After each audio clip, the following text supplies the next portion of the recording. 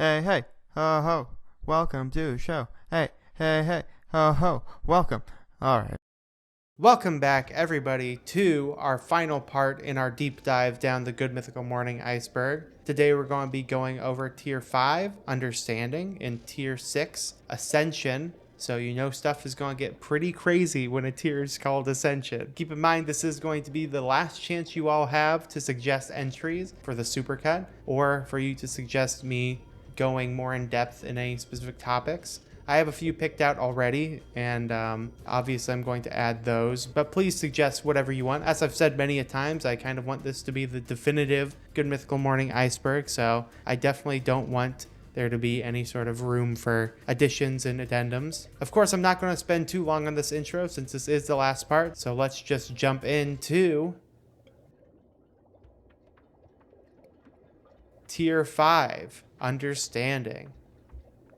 Now, this is going to be the tier where stuff starts getting more obscure. This is the last tier that's going to have information that I knew about after I made my Good Mythical Morning analysis video. And even then, it's only about like 4 or 5 entries that I knew after making it. So a lot of these are going to be going more in depth and use a lot of the previous entries as like jumping off points. So if you haven't watched the previous 2 parts, I'd recommend you watch them. Hopefully there's going to be a lot of stuff that you guys didn't know, or there's going to be some additional context that you all didn't have an understanding of, because this is the understanding tier. All right. Max Greenfield guest appearance. So this was a guest appearance controversy that occurred in the Fried Super Bowl Party Taste Test episode, and our good old guest was, of course, Max Greenfield of, I believe, New Girl fame. I think he's from New Girl. Anyway, so the episode surrounded deep frying Super Bowl party foods and then trying them out. It was supposed to be a good old time where our friendos would fry things and then share them with the guests, and everyone would bite into some fried wings. But the problem was that Max Greenfield is actually a vegetarian, and they didn't know that before he obviously came on the show. And so obviously 90% of the stuff that they ended up frying up, he couldn't eat. And he just kind of ended up sitting in the background, twiddling his thumbs awkwardly. He tried to be a good sport about it, but overall, this was, definitely a really bad episode. The story goes that this is because Max's agent didn't tell Good Mythical Morning he was a vegetarian. And so obviously they had prepared for this episode in advance for a while beforehand, assuming that he wouldn't be a vegetarian. And then when they found out they couldn't just throw out all the food and do something completely different, they didn't have any time to pivot to something else. But obviously most people in the community aren't going to know this. They're just going to assume that Rhett and Link or Good Mythical Morning was goofy and didn't ask Max Greenfield's agent for any sort of dietary restrictions. I put this kind of lower on the tier because you'd have to really dig to get the actual details of what happened here, and because stuff starts getting kind of crazy this tier, so I just wanted to ease us into it a little bit. A little bit of a comfortable topic for people to get into. Hey, there's a Sprite in here. This is a pretty fun running joke that occurs in many episodes, generally ones that involve tubs or that take place in tubs and or any sort of liquids. Generally, inside of these liquids, there will be an unopened can of Sprite. It's not sponsored or anything, obviously. It's just a fun reference that goes back to the ice bath episode of Good Mythical Morning. Basically, for the context of that episode, Rhett and Link have to sit in an ice bath for 8 minutes. And right before they're able to get out, when they're both like shivering and stuttering and can barely talk, Link finds a can of Sprite in his ice bath, stops stuttering and shivering, picks it up, and then clearly says, "Hey, look, there's a Sprite down in here." He then opens it and then starts drinking it while Rhett is still stuttering and shivering. It kind of shows that a lot of the torture of the ice bath was psychological, because Link found something that took his mind off of it. He was completely fine. The entry itself doesn't necessarily relate to that specific scene in the ice bath episode, because obviously the ice bath episode is pretty popular, but just the fact that they redo that joke a lot. It's one of the more fun and subtle running jokes, and I tend to really like those sorts of jokes for Good Mythical Morning, so I definitely like this.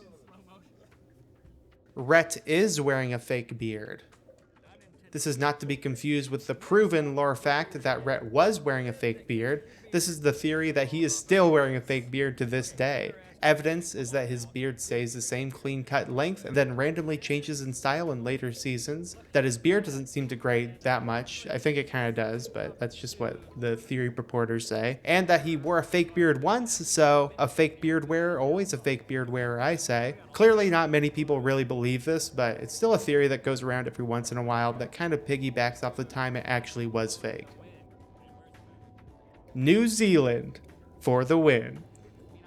This is another iconic moment from the International Taste Test series, this one coming from International Desserts Taste Test. And throughout the whole episode, Link is losing pretty badly to Rhett. So on the last dish, Rhett believes it's from the Middle East, and Link also thinks it's from the Middle East as well. But if he just goes for the Middle East, and they're both correct, Link would still lose. So he's going to go for New Zealand instead. Rhett then tells Link that if the dish is from New Zealand, and he hits New Zealand, he'll give Link the win full stop. Link then confidently starts to aim, looks at the camera and says, New Zealand for the win.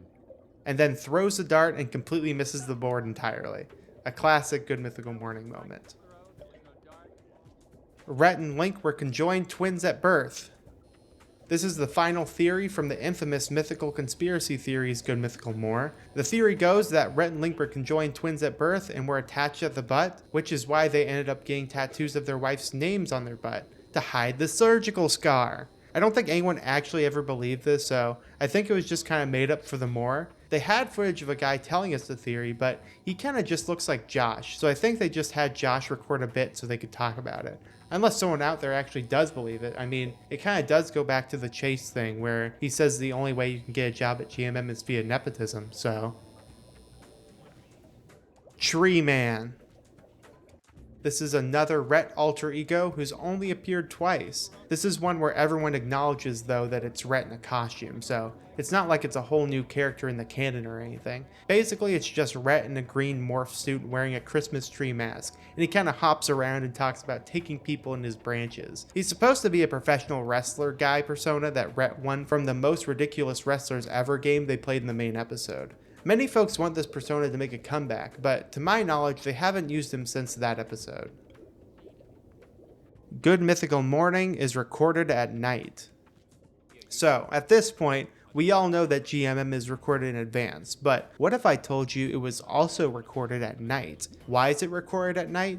Just to mess with us mostly. Simply because it's called Good Mythical Morning, and it would be too easy to say it's actually recorded during the day. That's just what they want us to think. I think this actually comes from folks not knowing that Good Mythical Morning can be recorded in advance, or not thinking about that, so they just think it has to be recorded the night before so it can go live the next morning. Though I mean, they go outside a decent amount on Good Mythical Morning, and it isn't nighttime. Though I guess they could record the outside segments in the afternoons and the inside segments at night, but this is all getting very complicated. I guess I can't really 100% prove they aren't recorded at night, so if you really want to believe this, you can. Stevie stops calling Rhett and Link boys. This is another one that I enjoy, and it's a real recent one too as of scripting. On the International Dunkin' Donuts Taste Test from Season 24, Rhett asks Stevie to stop referring to them as boys and start referring to them as men. So instead of okay boys, it would be okay men, and Stevie says she'll think of some new synonyms to call Rhett and Link. So starting the next time she would normally refer to Rhett and Link as boys, she begins calling them a new name each time. The nicknames range from her calling them fellas to Rizzlers to even calling them motherfuckers at one point. My favorite though is when she just calls them losers though. These are my favorite kinds of Rhett and Link jokes because they're very subtle and don't take up much time and very rarely get addressed. This is probably my favorite recent Good Mythical Morning gag. Merch cycles way too fast. A big criticism of the Good Mythical Morning merch that the community has is that it cycles out way too quickly, and some are only available for a couple days before being put in the vault forever. This is obviously a tactic to drive demand for the product, but some folks think it's pretty ridiculous. I really don't have much of an opinion on this since I don't buy GMM merch, but I do think that it incentivizes scalpers, and pair that with the very long shipping times most of the merch has, people may just bite the bullet and buy it from a scalper on eBay, rather than wait for the Mythical store to have it back on sale. Not really a huge community outcry, and I think most people just chalk it up to how YouTube merch generally works, but you'll find some complaints about it every now and again. Josh and Emily Mythical Kitchen episodes are the best. Mythical Kitchen has been relatively controversial for a bit community-wise, but one thing the community does agree on is that Josh and Emily are the best duo on the show, and I would definitely have to agree. Josh and Emily have some great comedic chemistry, and both of them are probably some of my favorite newer crew members. They both have a very chaotic but still relaxed energy about them. It's almost like a brother and sister kind of thing. It's very, very fun. Nicole and Trevor Mythical Kitchen. Trevor and Nicole, on the other hand, are more controversial, especially after a Redditor came forward with their experience with them. Now, keep in mind, there is really no evidence to back this up, and all of this is coming from a random comment on Reddit, so I'm not taking this with a ton of credence. Basically, this person said that they were talking with Nicole and Trevor about how they could have made a dish taste better for Rhett and Link publicly on Instagram, but the two were very snarky and started insulting the commenter. The commenter then defended themselves, but Nicole and Trevor deleted all their comments, making it look like they were just obsessed with this random dish and weren't trying to defend themselves from Nicole and Trevor's rage. Reading this out in retrospect makes this all seem very, very suspect, because the commenter doesn't have any real proof, and even though Nicole and Trevor deleted their replies, they could have just linked the original post where this all happened at least, but everyone just seems to believe them, so it became kind of a controversy, and part of the reason why folks don't like Nicole and Trevor as much on Mythical Kitchen. Good Mythical Morning will never talk about Justin Bieber. This is a long-standing rule of Good Mythical Morning that was brought up only on the first episode. Good Mythical Morning will never talk about Justin Bieber unless he's a guest on the show. To my knowledge, I don't believe this rule was broken, and Justin has never gone on the show, so I think we're still good. At the beginning, this was kind of one of those, oh, I hate Justin Bieber kind of things, because that was kind of the vibe at the time, but I think they've consciously avoided mentioning him again just to keep the rule that they started. Really the only rule on Good Mythical Morning, to be honest, and as Justin has kind of fallen off in relevance a little, I think it's fair to say that this rule will remain unbroken for the time being. The community is toxic. Definitely like any other internet community, the community is extremely whiny, angry, and generally pretty angsty about random things that matter very little when it comes to Good Mythical Morning. Even Rhett and Link have had to put out statements telling folks not to talk about the crew so harshly. Though everyone I've talked to while researching this has been pretty nice, so I'm sure it's one of those goofy vocal minority things, but scrolling through some of the posts and seeing what the community says honestly makes me embarrassed sometimes. It's like the Tom Ska rule of posting online, that no matter what you say about whoever, eventually the person you said the thing about will see that post. And thinking about some people seeing the things that some people in the Good Mythical Morning community say about them, even though I'm sure they're used to it, it makes me a bit red in the face, though I had nothing to do with what those weirdos say or do. I mean, it's not even like a surprise. Like I said, all online communities around this internet stuff is pretty toxic, but it has caused a few controversies over the years. Link's Time Machine. This was a strange running segment they did during Good Mythical Summer 2022. Basically, it's revealed that Link has a time machine and has been using it to subtly prevent mistakes throughout previous episodes. So stuff like taking a knife from himself during the restaurant ad versus Yelp review taste test, and causing a disturbance when he himself is about to say something bad about Mexico, causing him to lose his train of thought. He also goes forward in time too far at one point, accidentally causing him to appear in an episode that premieres 6 weeks later after the premiere of the episode where he was going forward in time happened, while he was demonstrating the time machine to Rhett. This culminated in Link using the time machine to go forward in the same episode to get the answer to the upcoming game that they were going to play, so he could beat Rhett, but he ends up just stealing the prize, a rotisserie chicken, instead, since Rhett won't tell him the answers. He still ends up losing the game, so he throws out the time machine, causing the time machine to malfunction, which he gives to Chase to throw out, causing Chase to have some time travel shenanigans happen to him behind the scenes. Chase is then canonically missing from Good Mythical Morning until he comes back during the International Peanut Butter Taste Test. Initially, Rhett and Link were just going to use Josh as the cartographer that episode, but when Chase comes back during that episode, they kick Josh out and bring Chase back in. There's more to it, but this is actually a pretty surprisingly complex subplot of the show, so that's all I'm going to go over here. If you want the full story, there are a couple of videos explaining it, or you could watch it go down yourself over Good Mythical Summer 2022 and Good Mythical Morning Season 20 and 21, I believe. Teddy Gentry Base. So back in 2022, during the eco-friendly versus name brand taste test, Good Mythical Morning revealed that the black bass guitar that hung behind him was actually their friend Greg's, who gave it to them while he was living in Argentina. They had the guitar for over 10 years, and Greg finally got the gumption to ask for it back, and so Good Mythical Morning needed something to fill the space. So they asked the mythical beasts for something to fill the space, preferably a bass with something special about it. Then they float the at the time ludicrous idea of the bass being the bass guitar of guitarist Teddy Gentry from the band Alabama. It turns out his son, I guess, saw the clip and told his dad to send them the bass guitar because, and I quote, "These guys have more followers than you ever had." And then they ended up getting the bass guitar, which was signed by Teddy, and that was the thing they ended up putting up. The reason this is a controversy is because Good Mythical Morning asked for one from the Mythical Beasts, one that was personal to the person who actually watched and enjoyed Good Mythical Morning, and they ended up going with a guy who literally knew nothing about the show before his son said they had a lot of followers. I mean, I don't even think his son watched GMM, he just kinda knew they were popular, and just sent them a bass because he was famous, which kinda sucks. I guess they were just awestruck and thought that was really cool because the ludicrous idea Link floated actually came true, but it really wasn't anything that had anything to do with Good Mythical Morning or the community as it was supposed to be. Ted even wrote "to the Mother Beast" on the guitar, which no one really knows what that was supposed to mean, but they assume it was supposed to mean the set. This was something that was supposed to be like an intimate community thing, and it became some goofy product for some famous guy to be associated with more famous people, which was kinda lame, honestly. Personally, I kind of put the blame of this on Teddy for seeing something that was most definitely a community thing, and then just being like, hey, I can use this to be a little more relevant, because it's not like Rhett and Link could have actually turned something down like that. Eddie's sword placement.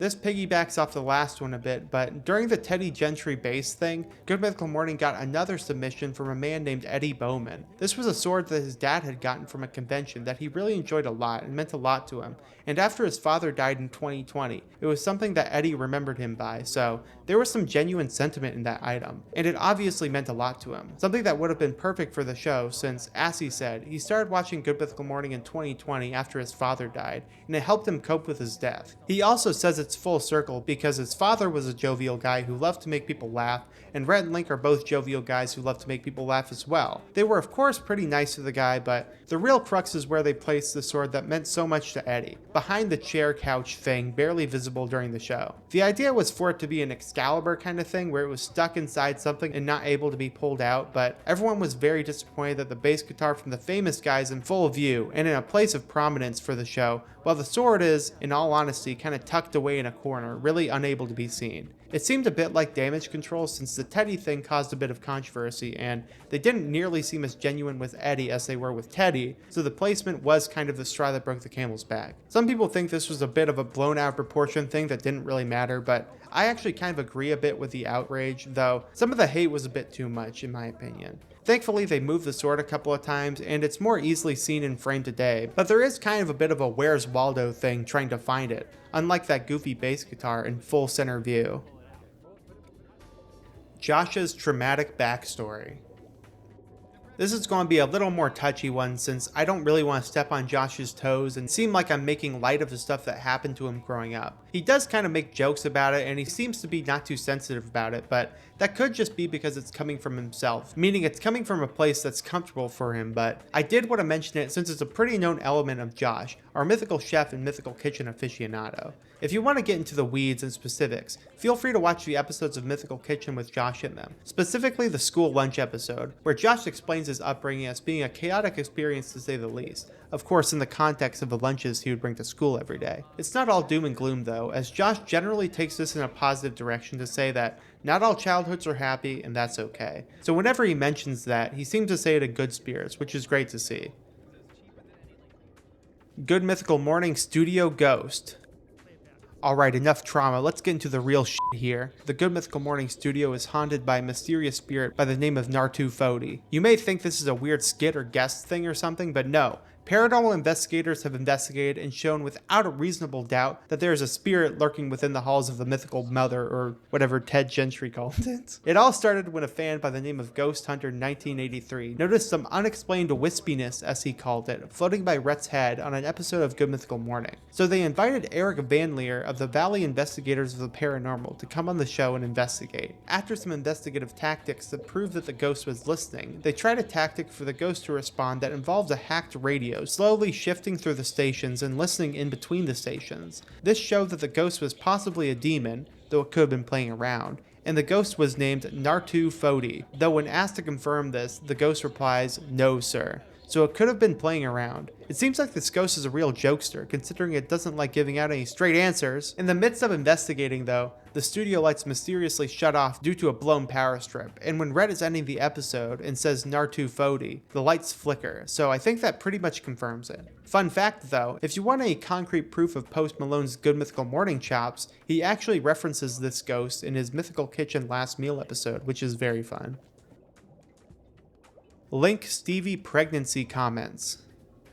This comes from the More episode, What's the most popular cookie in each state? And Stevie mentions this bucket of ginger snaps that you can get from Trader Joe's. Rhett says he only ate ginger snaps at his mom's house, and then Rhett jokes about Stevie announcing that she's pregnant. This gets Link's wheels turning, and for some reason he wants to talk all about Stevie being pregnant, which Stevie is flustered by. It's all an extremely casual conversation, with Link saying that Stevie would be very cute pregnant, which Stevie dismisses and segues into more cookie state talk. They then play the game a bit for about 8 minutes, and then Link brings the topic back up, thinking that Stevie was flustered because she was assuming that Link meant get pregnant with a guy, I think, so he clarifies saying that there are plenty of ways to make a baby, and to separate making a baby from being pregnant. Link then goes on saying how Stevie could do something he could never do and how great it is that she can be pregnant. Rhett suggests that they discuss this at a different time since Stevie goes silent from being uncomfortable, but Link stands firm thinking he didn't do anything wrong, asking if that's a loaded question. There was some controversy around this, with the community thinking Link was way out of his line asking that sort of thing, but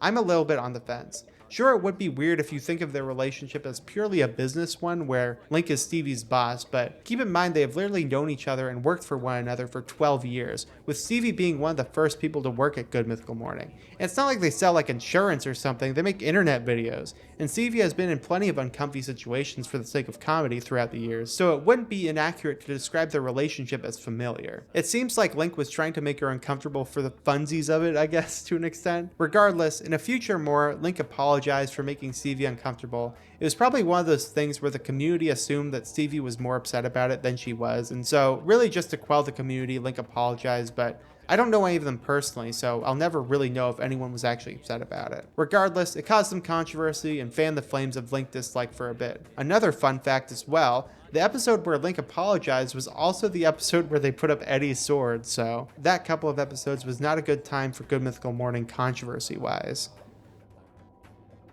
Link murdered the Good Mythical Morning globe.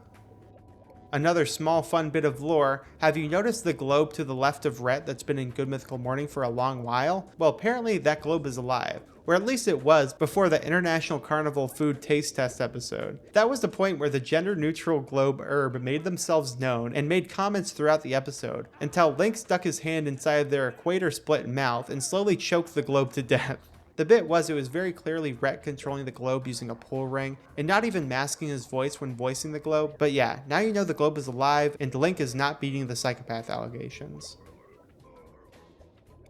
Elijah Wood is stealing your socks.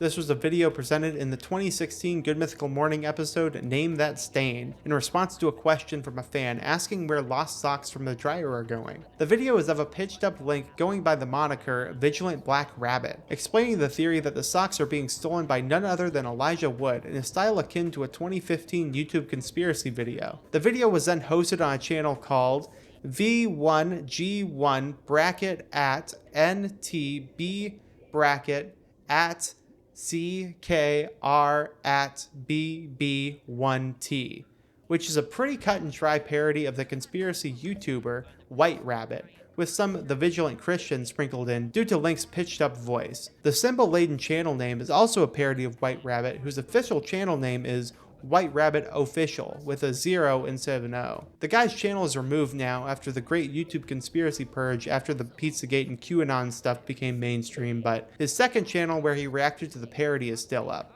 ironically called Black Rabbit Official with a 0, and it still has some 7-year-old videos up as well if you want to get a feel for the nutty stuff this guy made videos about. Anyway, Elijah Wood actually confirmed this theory on his Wired autocomplete interview, so be sure to set out your traps for him next time you're doing the laundry.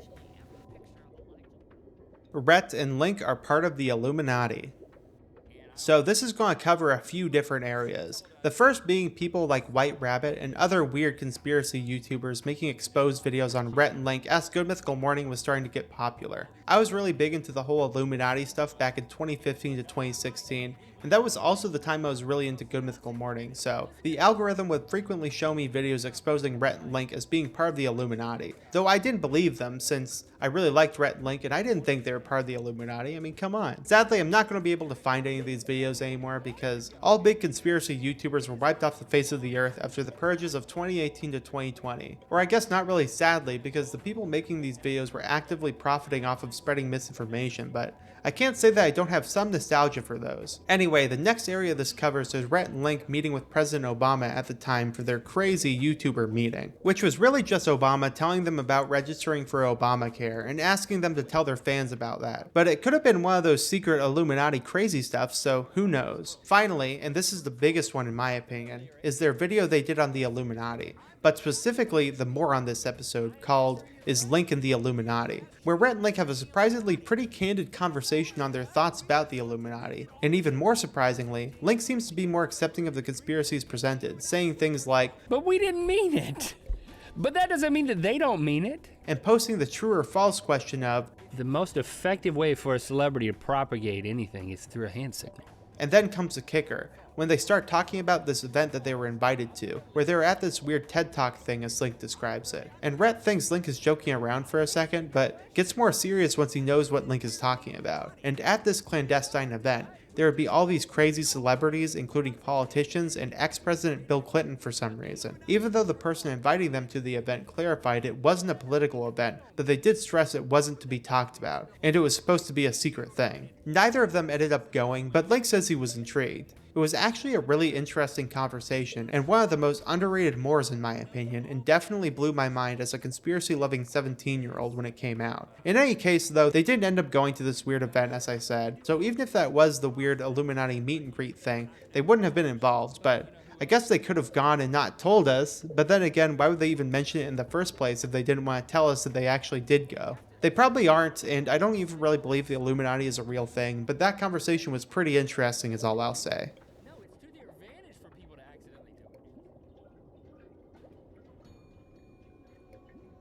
Tier 6, Ascension. This is a moment you all have been waiting for, I'm sure. The part where we get into the real nutty stuff that most of the time isn't proven and most of the time is based off of a single random Reddit post that I found. I know that there's going to be some stuff that you don't know about because I literally knew about none of this besides, I believe, one, and that's going to be the one right after this, so get ready to have your mind ascended into greatness. Good Mythical Morning changes their thumbnails.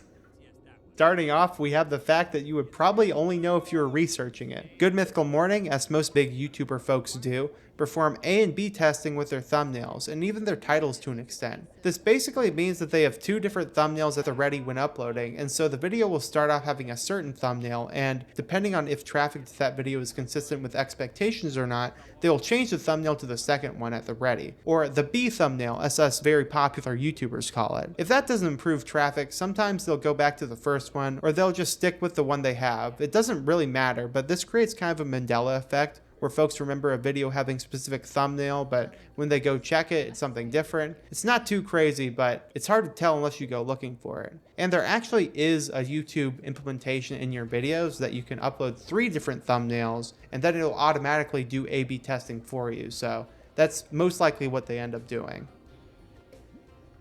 Link is secretly a Nazi. This comes from a Reddit post detailing Link's harsh way of pronouncing German slang and his propensity to accidentally hail the Führer, if you know what I'm saying. Not too much of this, I obviously don't know what Link does in his free time, but I guess some think he's up to some Nazi shenanigans. This is more like the fun Nazis, by the way, like in Indiana Jones and whatever, not the weirdos who spend too much time on Twitter Nazis. No one's really accusing Link of being one of those, it's the fun Nazis. The crew secretly hates Link. Alright, right after his Nazi allegations, let's just get these anti-Link entries out of the way now. So, given that Link has caused more controversies generally for Good Mythical Morning, and has trouble not saying things that are controversial, some believe that the crew is just completely over Link in general. Like there's no warm feelings, no camaraderie, they just legitimately hate Link, and are just hanging by a thread hiding their true feelings. Just two off the top of my head who have a reason for hating Link are the two longest members of the Good Mythical Morning crew. Stevie for Link's pregnancy comments and making her uncomfortable, and Chase for trying to kill him with a dart twice. So I'm sure there's more going on in the mythical mother or whatever than what's shown on screen. There's also the episode Hidden Camera, Link is a Tyrant, that shows Link forcing Eddie to swallow some gross food in a Mythical More episode, Link using his subordinates as chairs, making Chase give him piggyback rides, etc. So does the crew secretly hate Link? No, probably not. And in the next entry I'll tell you why. Everyone hates Link. Yeah, so for some reason, specifically the Reddit community really hates Link. Like just every single thing he does that's out of the ordinary causes someone to complain about him and how he's narcissistic and an awful boss and ooh hey, that's not a good look. It's pretty insane because no one really gets mad at Rhett. Now if you check the comments on videos, everything is hunky-dory really, and you won't see much Link hate, but in the community every couple of days you'll see a post about how Link is just completely selfish and unfunny and childish, yada yada. This is why the community, who I used in part to help make this iceberg, thinks that the crew secretly dislikes Link because they just hate him and can't fathom the crew, i.e. the people who see him upwards of 8 hours a day off camera, not hating him. Link to me is a guy who's really opened up in the past 4 or 5 years, and now he's not trying to constrain himself or present himself in a different way just because he'll be more likable to others. This culminates in him making some uncouth jokes at times and reacting more on impulse if he believes it will be funny. I'm certain that the crew around him knows this since they, are actually around Link and aren't just watching him on an internet show. The thing to keep in mind for this stuff is that there's a big difference between internet people and normal people. Not even as in like people who are on the internet a lot. I mean just people on the internet and people you see on the streets. I'm sure the folks posting the vile and mean things about Link are perfectly decent people the second they get off their computers and give people the benefit of the doubt and whatever, but when they're on their computer, they are not real people. They and the folks who agree and comment and thumbs up all the crazy stuff that they say, whatever, are not representative of any type of real human that actually exists. So, keep that in mind when you see this kind of stuff. The mystery merch box. Back in 2022, Mythical had the idea to sell a mystery merch box for $55. Basically a box that had 2 random apparel items and 1 random accessory item. The accessories could be pins, mugs, stickers, whatever, and the apparel items could be whatever apparel item completely at random. But the problem is, built into the fine print, the sizes for the apparel items are also completely random, which is honestly pretty bonkers, but it was clearly just like a clearance thing to get rid of old stock and trying to bank off the mystery box trendiness. Regardless, I don't think they've done that since, and they certainly aren't doing that now, but the controversy around this is pretty isolated. I've actually seen mostly positive things about the mystery merch box, so there were only those few issues that people brought up. Good Mythical Morning selling blindfolds. Have you ever wanted an iconic Rhett and Link blindfold? Well, you could have gotten one at one point, but they pretty quickly stopped being on sale 5 years ago. The controversy is that the blindfolds were actually sent in and made by a fan named Megan Wolf, and that the ones that they sold were obviously the exact same design. So did they steal this fan's work and just sell it? Well, I actually have no idea, because no one really talked about this, and they probably aren't going to address it considering the only evidence I can find of this is, again, a single Reddit post. So, I mean, they probably did ask or give her a job or money or whatever, knowing them, but they didn't sell them for a very long time, so maybe that's why they stopped. I can't find anything on this Megan Wolf girl either, since Megan Wolf is a pretty popular name. She could be this Megan Malone girl I found in LinkedIn that works for Good Mythical Morning as a writer. Fun fact about these masks though, they were actually donated by Rhett and Link along with their original microphone and stand to the Smithsonian as part of their National Museum of American History, so I'm sure Megan Wolf isn't salty if she ever was, considering something she made is now at the Smithsonian. Josh purposefully makes food taste bad. This piggybacks off a previous entry in the last tier, talking about the Nicole and Trevor Mythical Kitchen controversy thing. The reason that this anonymous commenter was commenting towards Nicole and Trevor in the first place was that they believe Josh could have made the food that they were making taste better. So the commenter then postulates that Josh was purposefully trying to make the food gross, so Rhett and Link would spit it out and throw up. This calls into question all that Josh has made that ended up being gross. The idea of the Willets in particular is to try the idea of a food combination, even if it's outlandish, and give it its fair shake, which is why Rhett and Link always try to swallow the food, even if it's completely awful. If Josh is purposely trying to make the food bad to get a reaction of Rhett and Link gagging, that kind of just destroys the whole purpose of the format. I mean, they might as well just be eating rocks or something if Josh purposely just makes the food bad, because it doesn't even matter in the first place if the only goal is just to get Rhett and Link to throw up. Thankfully, I don't take that commenter from that entry's word with very much credence, since they have no proof of anything, but if this were true, this would be a really big deal, and would call into question any food video Josh has ever done for Good Mythical Morning. If this were true, I'd really be in favor of outright just firing him, but I really don't think it is. Rhett has used a butt plug and Link is a masochist. Alright, this is hopefully the last time I will ever mention butt plugs on this channel, but yeah, September got a little crazy. I do kind of feel bad talking about this, all like, ooh, Rhett and Link are so weird, tee-hee, since I legitimately commend them for being so open on September, but this is a very crazy bit of lore that was uncovered as a result of them being so open with their sexual experiences. To be specific, what Rhett said was once his wife and him were together, they were very experimental sexually, and that it was funny because after going to his church and giving a talk on godly sexual wellness to teens and young adults, he would go home and do some anal play with his wife, which, to be fair, in my opinion, after you're married and you've been with this person, as long as the sexual experiments don't involve others, you're good with doing whatever kinky stuff you want consensually with your partner. And there are no problems with that religiously, but that's just my take. I just wanted to clarify that in case that tidbit got construed as him not taking his own advice. It was more of just a thing about the juxtaposition of the two. I really hope my mom and family have clicked off by this part because we're going to continue on with Link's sexual masochism. Not too many specific examples mentioned in this department, but on Good Mythical Evening, Link mentioned enjoying a bit of pain in a sexual way.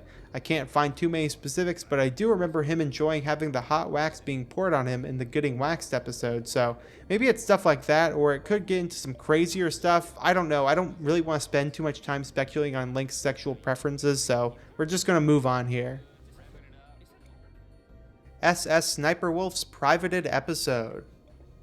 So in 2018, Good Mythical Morning did this weird thing where they would show you previews of the coming week's episodes that Sunday, and on March 11th, 2018, fans saw clips of episodes of the previews that featured the infamous SSSniperWolf, implying that they were going to have SSSniperWolf on as a guest star. This was a bit before she was super controversial, but she was generally disliked, and so the comments were very critical towards having her on the show. Mainly because she's a very generic TikTok reaction channel that does shooter gameplays sometimes, and definitely isn't like a personality-driven YouTuber. Whatever the case, Good Mythical Morning would not end up airing that episode due to the backlash. In retrospect, this ended up being a good thing, because a few years later, the Jax film stuff with her would come to a head, and she would come to his house threatening to fight him, so they probably would have had to private it anyway. Now here comes the fun part though. The only evidence of this episode existing is within this very strange video called SSSniperWolf This Week on GMM Crazy Reaction, which features a man in a gas mask silently reacting to only the SSSniperWolf moments of the This Week on GMM video showing her. This was uploaded on the day of, by the way, so at this point there wasn't any sort of controversy. Anyway, it just has him with the clips showing in the bottom left-hand corner,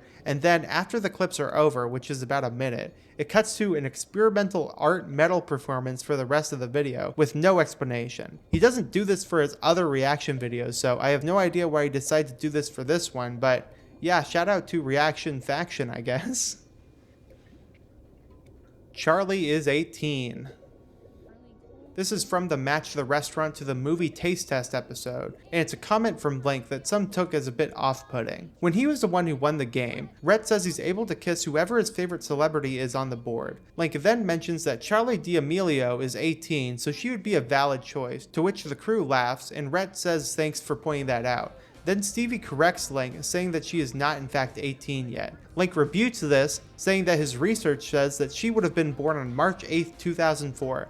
meaning as of the date of the video, August 5th, 2022, she would have just turned 18 a month ago. Rhett then says, but it's not going to happen anyway. And Link says that he keeps track of these things. But he says he's a much bigger fan of Bette Midler and gets the kiss from the cutout of her in the hit movie Hocus Pocus. Honestly, from my perspective, that was hilarious, and I didn't think it was weird. It seemed more like a goofy joke, and most agree with me, but the ones who don't, there could be some very disturbing implications with that. Like I said, I 100% thought it was really funny. Most people agree with me, but if you don't, you could see Link as being very suspicious, which is why I put it so low on here. If you think from my description it seems really weird, I would highly encourage you to watch the original video. Again, the match of the restaurant to the movie's taste test video, instead of just taking my butchering of the moment here, and see for yourself what you think. Miranda Sings outed herself.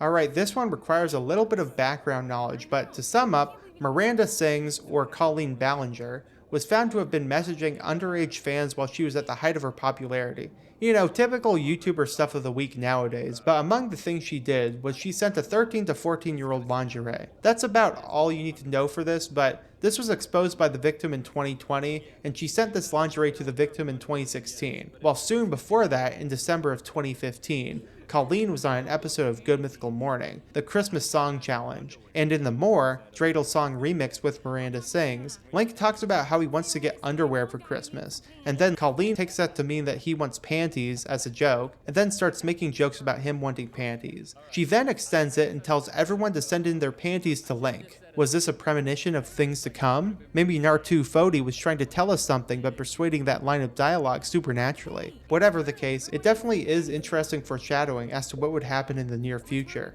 Given how long it probably takes to send things out to Ireland, maybe she had already sent them out by the time the video came out, so this could also possibly be a Freudian slip. Ellie's Twitter breakdown.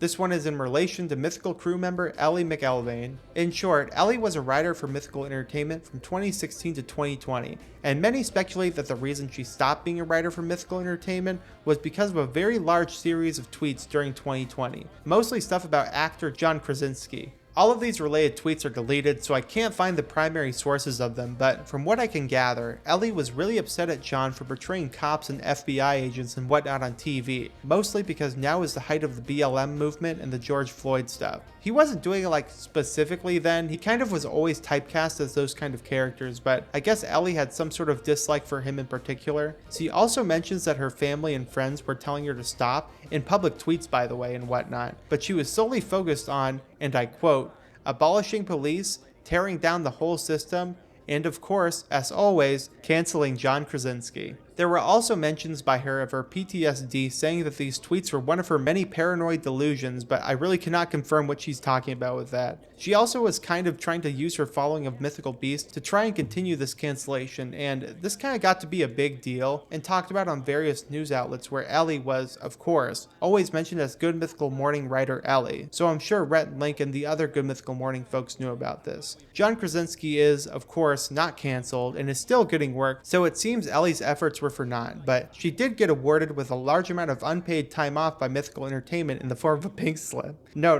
I'm kidding. I have no idea why she stopped specifically working for them. Maybe she left on her own accord because she was clearly stressed out and was going through a lot of stuff, like a breakup and her grandfather dying, so maybe the COVID stuff and the George Floyd stuff was the straw that broke the camel's back. She is currently listed as a freelance writer and isn't associated with Mythical Entertainment at the moment, but they all seem to be on decent terms still, as she'll be mentioned and interacted with fondly by the rest of the crew. She's also on a podcast called What's Your Favorite Taylor Swift Song, if you're interested and want to hear from the horse's mouth. In any case, I believe that's the only real Twitter beefy thing that's happened with the Mythical crew, which is kind of surprising since they have so many internet people working for them, so they must run a pretty tight ship around the social media stuff around there. Good Mythical Morning, number 666. For our final entry on this long iceberg, I'd like to discuss a corroborated but lost clip from the episode, Scariest Plants on Earth, which was the 666th episode of Good Mythical Morning. From the descriptions I've read, there was a hidden annotation on the video that when you clicked it, it sent you over to a video of 3 creepy looking hand puppets wearing black robes saying Illuminati over and over again in front of a black and white hypnotic background. Re-adding the annotations via a Chrome extension, takes you to a video that is now privated, and there are no records of it even on the Wayback Machine, so it's likely gone for good unless someone made a reaction video of it wearing a gas mask or something. Some confuse this video with the Elijah Wood is stealing your socks video that I discussed earlier, but they're confirmed to not be the same thing. So yeah, ending on some creepy Good Mythical Morning lost media, since that is a staple of any good iceberg after all. I've got one. Try this one on for scary size. And that was the Good Mythical Morning Iceberg, ladies and gentlemen. Thank you all so much for taking the time to look over all these videos and help me make this iceberg. It really was a blast to cover this, and I always kind of wanted to do this since there's lots of craziness to the show that people really wouldn't expect. And hey, I mean, isn't that the point of an iceberg video, to show off something that you wouldn't expect to have so much weird lore about it? Let me know what you thought about this, though. Let me know if you want me to cover any more icebergs. Of course, I'll be uploading the supercut of the iceberg soon without any sort of mention of the previous parts in them. So I will say again to please let me know if you want anything added or you want anything changed on this iceberg. This is your last chance to tell me what you want added to this iceberg before it's solidified in the supercut for all eternity. So if you want something else on the iceberg and didn't tell me, then it's your own fault. I may do another iceberg at some point if I find something I want to talk about. In any case, thank you again for watching this. Love you all, and I will see you in the next video, which is a supercut. Goodbye. Okay, old chaps. All right, pals. Okay, dudes. Okay, losers. Sup, Rizzlers. Okay, geezers. Okay, heteros. Okay, my cost hoes. Okay, mouth eaters. Okay, baby girls. Okay, Ian and Anthony. Okay, cockadoodle dudes. Okay, sluts. Okay, you mother. Today.